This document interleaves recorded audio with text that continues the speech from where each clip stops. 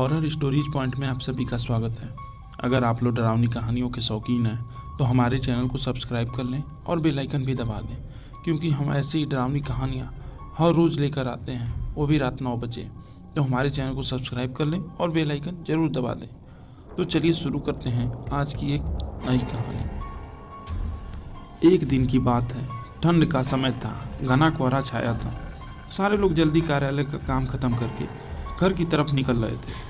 नाना जी उस समय के बड़े अधिकारियों में से एक थे। वे उस समय के उच्च वर्ग के लोगों में से एक अमीन का काम किया करते थे। रोज की तरह उस दिन काम खत्म होने के बाद घर के लिए अपनी गाड़ी से रवाना होने लगे। रास्ते में उन्हें कुछ सामान लेना था, तो वे अपने साथियों से अलग हो गए। उन्होंने घर की कुछ ज़रूरत के लिए सामान लिए और गाड़ी आगे बढ़ा दी। आगे जाने पर उन्हें कुछ मछली बाजार दिखी और वे मछली खरीदने के लिए रुक गए। ताज़ी मछलियाँ लेने और देखने में ज़्यादा टाइम ही गुजर गया। उनकी नज़र जब घड़ी पर पड़ी तो उन्हें आभास हुआ कि यार बहुत टाइम बीत चुका है, घर जाने में बहुत देर हो जाएगी। फिर यही सब सोचकर उन्होंने सोचा कि क्यों न जंगल के रास्ते से निकल लिया जाए, जल्दी पहुंच जाएंगे। तो उन्होंने अपना रास्ता बदला और जंगल की तरफ अपनी गाड़ी को घुमा लिया। रात के 11 बज चुके थे। गाड़ी तेज रफ्तार से आगे बढ़ रही थी। तभी अचानक तेज ब्रेक के साथ गाड़ी को रोकना पड़ा। उनकी गाड़ी के आगे एक औरत जोर जोर से रो रही थी। उन्होंने सोचा कि इस वीराने में यह औरत क्या कर रही है। उन्हें लगा कि कोई मजदूर की पत्नी होगी जो नाराज होकर घर छोड़कर जंगल में भाग आई हो। तो उन्होंने उससे पूछा कि यहाँ जंगल में तुम क्या कर रही हो। लेकिन उसने कोई जवाब न देकर और जोर जोर से रोने लगी। सारे जंगल में उसकी ही आवाज़ सुनाई दे रही थी। फिर नाना जी ने पूछा, तुम्हारा घर कहाँ है? लेकिन वह कुछ नहीं बोली। तब नाना जी ने कहा, आज चलो मेरे घर रहना, सुबह अपने घर चली जाना। यह जंगल बहुत ही खतरनाक है, सारे जंगली जानवर इसमें रहते हैं। इस रात को यहाँ मत रुको, चलो मेरे साथ। मेरे घर रहना, मैं खाना बनवा दूंगा, तुम खाकर सो जाना और अगले दिन चले जाना। उसने यह सुना तो झट से तैयार हो गई और गाड़ी के पिछली सीट पर आकर बैठ गई। सिर में बड़ा सा घूंघट डालने की वजह से उसका चेहरा छिपा हुआ था। कुछ ही देर में गाड़ी घर के दरवाजे पर पहुंची। घर के लोग कब से उनकी राह देख रहे थे। गाड़ी रुकते ही पापा ने पूछा, आज तो बहुत देर हो गई और सारे लोग आ भी चुके हैं। तब नाना जी ने सारी बात घर वालों से बताई कि जंगल से आते वक्त देर हो गई। तब सभी लोगों ने पूछा कि यह औरत कौन है। तब नाना जी ने बताया कि यह बेचारी जंगल में रो रही थी, तो मैंने इसको अपने घर लेते आया हूँ। यह आज खाना बना देगी और खाना बनाने के बाद खा पी कर सो भी जाएगी और ठीक अगले दिन निकल भी जाएगी। इसलिए मैं इसको लेता आया। अकेली बेचारी जंगल में क्या करती। पर मेरे पापा को कुछ संदेह हो रहा था, कहीं चोर तो नहीं है, रात को सोने के बाद या खाना बनाते समय कहीं घर के सामान तो चुरा न ले। मेरे पापा ने उस औरत से कहा कि देखो, आज तुम यहाँ रह लो, लेकिन कल सुबह होते ही यहाँ से जल्दी चली जाना और जाओ रसोई में से यह सामान उठा कर लाओ और खाना बना दो। उसने फिर से जवाब नहीं दिया, बस हूँ हूँ करके बाहर चली गई। रसोई में सारा सामान रखवा कर मेरी माँ ने उसे खाना जल्दी बनाने को सख्त हिदायत दी और वहाँ से चली गई। लेकिन मेरी माँ का मन कुछ परेशान सा था। फिर 10 मिनट में रसोई में उसे देखने चली गई कि वह आखिर क्या कर रही है और उसका चेहरा भी देखना चाहती थी।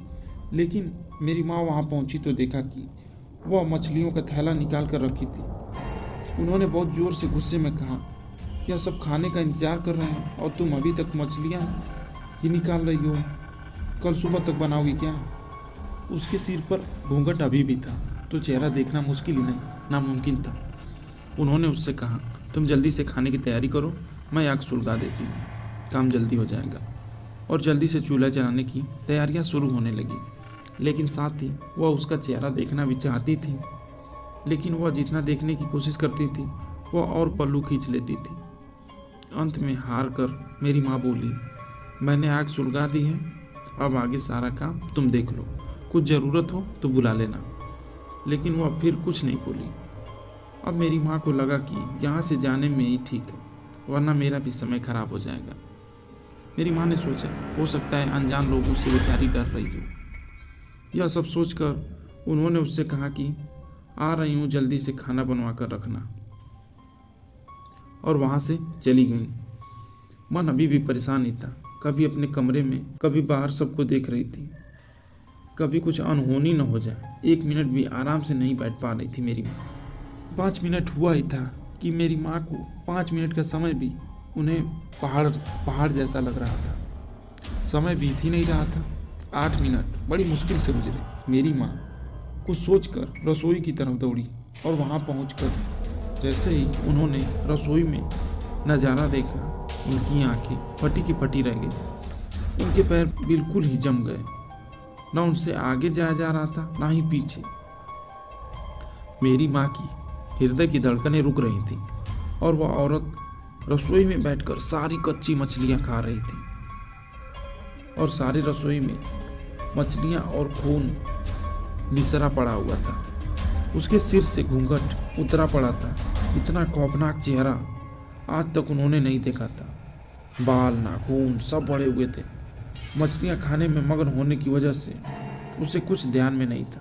बहुत ही अजीब अजीब आवाज़ें निकाल रही थी। रसोई पिछवाड़े में होने की वजह से और लोगों का ध्यान भी इधर नहीं आ रहा था। माँ को भी कुछ नहीं समझ में आ रहा था कि चिल्लाने से कहीं घर के लोगों को कुछ नुकसान न हो जाए। वो चुड़ैल से अपने घर को कैसे बचाए, उन्हें समझ नहीं आ रहा था। बस भगवान का नाम उनके दिमाग में आ रहा था। मेरी माँ ने एक थाली ली और चूल्हे की तरफ दौड़ी। उस चुड़ैल की नज़र भी मेरे पापा पर पड़ चुकी थी। वह कुछ सोचकर अपनी जगह से उठी, लेकिन माँ कुछ देर नहीं करना चाहती थी। उन्हें पता था कि आज अगर जरा सी भी लापरवाही हुई तो कोई अनहोनी हो जाएगी। उस चुड़ैल के कुछ करने से पहले ही मेरी माँ को चूल्हे तक पहुँचना था और चूल्हे के पास पहुँचकर उन्होंने जलता हुआ कोयला अपनी थाली में भर ली और चुड़ैल की तरफ जोर से फेंका। आग में जलन होने की वजह से वह अजीब सी डरावनी आवाज़ें निकालने लगी। अब तो उसकी आवाज़ें बाहर भी जा रही थी। सारे लोग बाहर से रसोई की तरफ भागे। वह चुड़ैल जोर जोर से आवाज़ें निकाल रही थी और पूरे रसोई में दौड़ रही थी और मेरी माँ को पकड़ना भी चाह रही थी।